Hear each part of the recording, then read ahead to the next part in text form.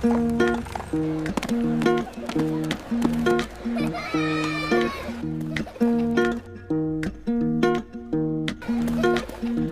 तन मांझता रे एक दिन माटी में मिल जाना, क्या तन मांझता रे एक दिन माटी में मिल जाना। पवन चले उड़ जाना रे पगले, समय चूक पछताना हे समय चूक पछताना। क्या तन मांझता रे एक दिन माटी में मिल जाना, क्या तन मांझता रे एक दिन माटी में मिल जाना।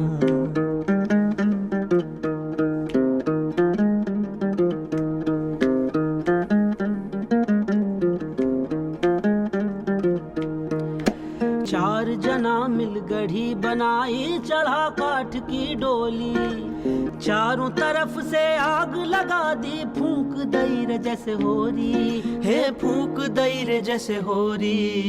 क्या तन मांझता रे एक दिन माटी में मिल जाना, क्या तन मांझता रे एक दिन माटी में मिल जाना।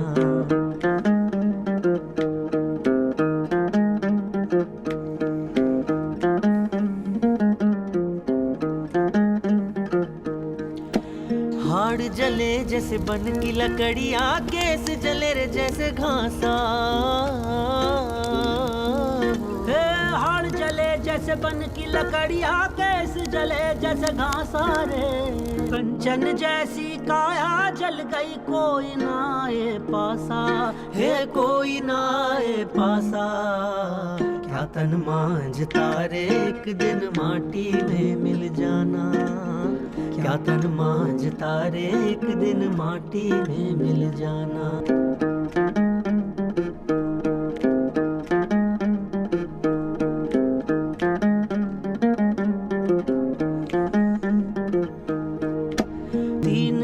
तेरी तिरिया रोवे तेरा दिना तेरा भाई, तीन दिना तेरी तिरिया रोवे तेरा दिना तेरा भाई। जन्म जन्म तेरी माता रे रोवे, करके आस पराई, हे करके आस पराई।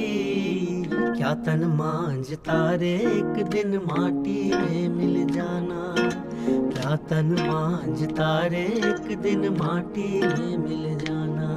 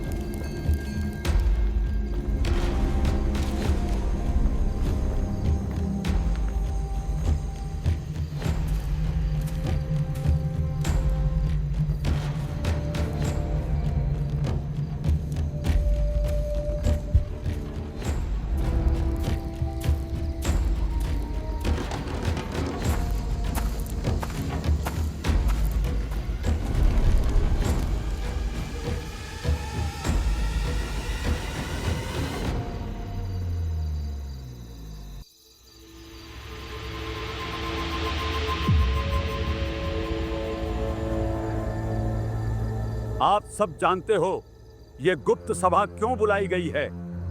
हमें जो शर्मिंदगी झेलनी पड़ रही है, उस जालिम जुलाहे कबीर की वजह से हमें जो अपमान सहना पड़ रहा है, उससे आप सब भली भांति परिचित हो। चाहे गली हो, चाहे कोई चौराहा, चाहे मंदिर हो, चाहे मस्जिद, जैसे हर जगह हमें नीचा दिखाने का मौका ढूंढता फिरता है। उसने तो मानो हमारी जिंदगी में ग्रहण लगा दिया है। मैं अपने साथ हुए बदव्यवहार के बारे में बताता हूँ। मैं काशी के सबसे बड़े भव्य मंदिर में वर्षों से शास्त्र पढ़ाता आया। लोग बड़ी श्रद्धा और आदर से मेरे चरण छूते थे, पर एक दिन अचानक वो जुलाहा कबीर वहां आ पहुंचा।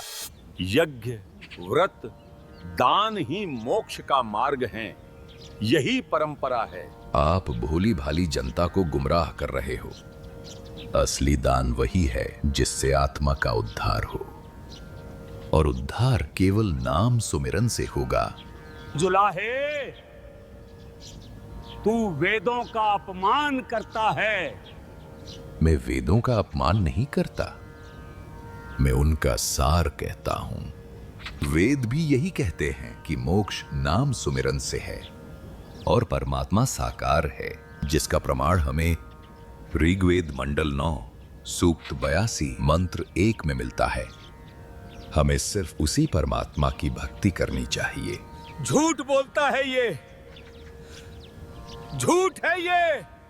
सोचो, मेरी इज्जत मेरे ही मंदिर में मिट्टी में मिला दी। लोग मुझे छोड़कर उसी जुलाहे की जय जयकार करने लगे। और सोचो भाइयों, मेरे साथ क्या हुआ। मैं काशी के चौक पर सैकड़ों लोगों के बीच बैठा था, सब मेरे श्लोक सुन रहे थे। तभी ये नीच जुलाहा कबीर वहां आ धमका। धर्म परंपरा से चलता है, जो पीढ़ियों से होता आया वही सही राह है।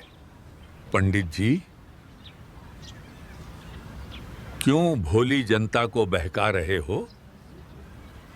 हम तो युगों से जनता का मार्गदर्शन करते आए हैं। हम तो परंपरागत गुरु हैं। कबीर, तू क्या जाने परंपराओं को?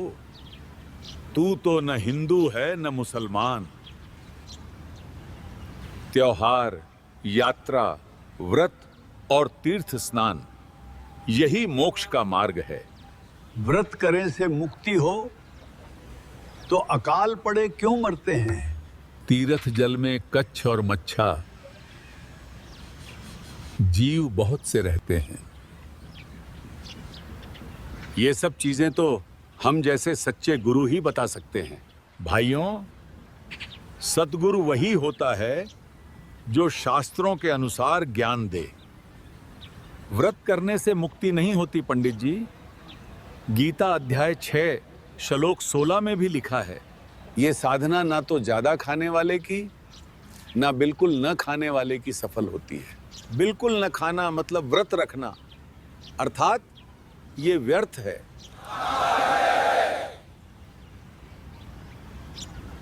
ये जुलाहा झूठ बोल रहा है।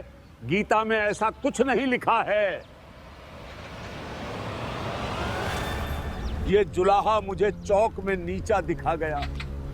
मेरी विद्या, मेरा मान सब मिट्टी में मिल गया। भाइयों, इस कबीर ने तो हमारा जीना हराम कर दिया है। हिंदू धर्म की जड़ें खोखली कर दी।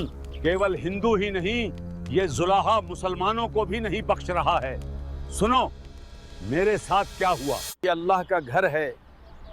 जो मक्का गया, हज अदा किया, अल्लाह के लिए कुर्बानी दी, वही नेक और परहेजगार माना जाएगा। यही असल ईमान की निशानी है। मुल्ला जी, मक्का, काशी, काबा सब पत्थर हैं। यहाँ अल्लाह नहीं बसता। असली काबा तुम्हारा दिल है। अगर दिल में खुदा बस जाए तो वही हज है, वही रोजा है। अगर खुदा दिल में नहीं तो उसके लिए 1000 हज भी व्यर्थ हैं। कुर्बानी करनी है तो अपने गुनाहों की करो। नबी मोहम्मद नमस्कार है। राम रसूल कहाया, 1,80,000 को सौगंध जिन नहीं करत चलाया। रोजा बंग नमाज देई थी, बिस्मिल की नहीं बात कही थी। बेजुबान जानवरों को कत्ल करने से अल्लाह तुमसे नाराज हो जाते हैं। ये हमारी इज्जत मिटा देगा। हज व्यर्थ बता रहा है और बिस्मिल करने को गुनाह। अल्लाह के पास जन्नत में जाने का यही रास्ता है। भाइयों, ये जुलाहा तुम्हें गुमराह कर रहा है। नहीं मौलवी जी, गुमराह तो आप कर रहे हो इन भोले भाले लोगों को। इसका इल्म किसी बाखबर से पूछ देखो, वही आपको संपूर्ण जानकारी देगा। बाखबर संत ही बताएगा कि वो अल्लाह कबीर कौन है, जिसने 6 दिन में सृष्टि की रचना की और अपने निजलोक में तख्त पर जा विराजा। कबीर जी को तो सच में कुरान का गहरा इल्म है।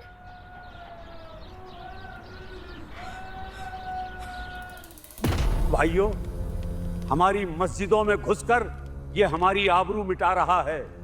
हिंदू हो या मुसलमान, ये सबका दुश्मन बन चुका है। ना तो इसकी हिंदुओं से राम राम है और ना ही मुसलमानों से सलाम। ये कबीर मारे से मरता नहीं, ज्ञान में हारता नहीं। अब हम करें तो करें क्या? हमारी इज्जत मिट्टी में मिल गई। लोग हमें छोड़कर उसी की जय जयकार करते हैं। बस अब बहुत हुआ। लो, हम सब यहीं आत्मदाह कर लेते हैं। जहर खाकर अपनी जान दे दें।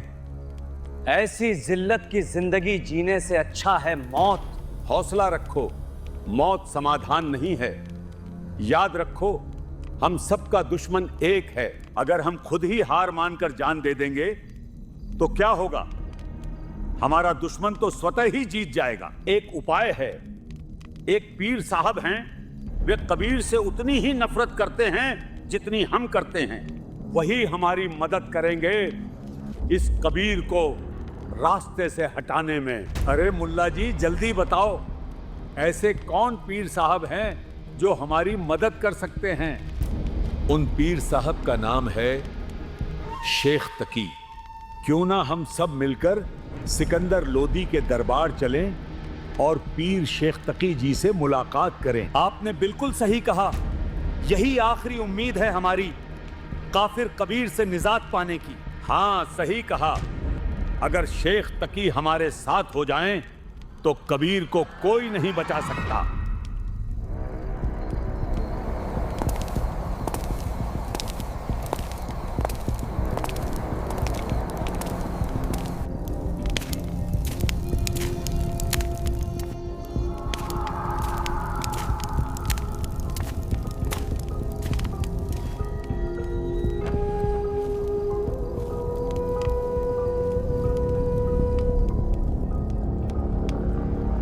अरे धर्म के रखवालों, मेरे पास कैसे चले आए? सब खैरियत तो है? धर्म के रक्षक तो आप हैं पीर साहब। धर्म पर बहुत बड़ा संकट आन पड़ा है, इसलिए आपकी शरण में आए हैं पीर जी। कैसा संकट मौलवी जी? कुछ तो बयान करो। पीर जी, वही जालिम कबीर, उसके आतंक से हम सब परेशान हो गए हैं। हिंदू हो या मुसलमान, किसी को भी उसने नहीं छोड़ा। उसकी बातों से लोग मस्जिदें छोड़ रहे हैं। वो तो कहता है हज और रोजा हराम हैं। अब बताइए, इस नीच जुलाहे कबीर को और कितनी देर बर्दाश्त किया जाए? अच्छा, वो जालिम जुलाहा। भाई जालिम जुल्हे जारत लाई, ऐसा नाद बजाया है।